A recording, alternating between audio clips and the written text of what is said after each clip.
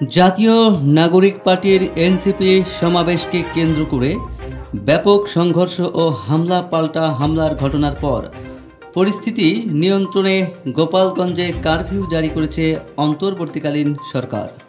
বুধবার ১৬ জুলাই সন্ধ্যায় press wing এর পাঠানো বার্তায় একথা জানানো হয়। বার্তায় বলা হয়, আজ বুধবার রাত ৮টা থেকে পরবর্তী দিন বৃহস্পতিবার সন্ধ্যা ৬টা পর্যন্ত কারফিউ জারি করা হয়েছে।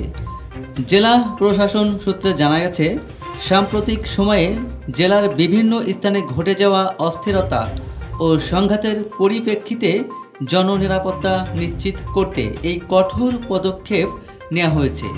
কারফিউ চলাকালীন সময়ে জনসাধারণের চলাচল সীমিত থাকবে এবং বিশেষ প্রয়োজন ছাড়া কেউ বাহিরে বের হতে পারবে না।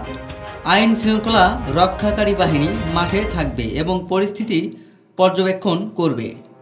এর আগে গোপালগঞ্জে সভা শেষে ফেরার পথে এনসিপির গাড়িবহরে হামলার ঘটনা ঘটে। নিষিদ্ধ আওয়ামী লীগ, ছাত্রলীগ ও যুবলীগের কর্মীরা এ হামলা চালিয়েছে বলে জানা গেছে। এ সময় গোপালগঞ্জ রণক্ষেত্রে পরিণত হয়। পরিস্থিতি নিয়ন্ত্রণে পুলিশ ও সেনাবাহিনী গুলি চালিয়েছে।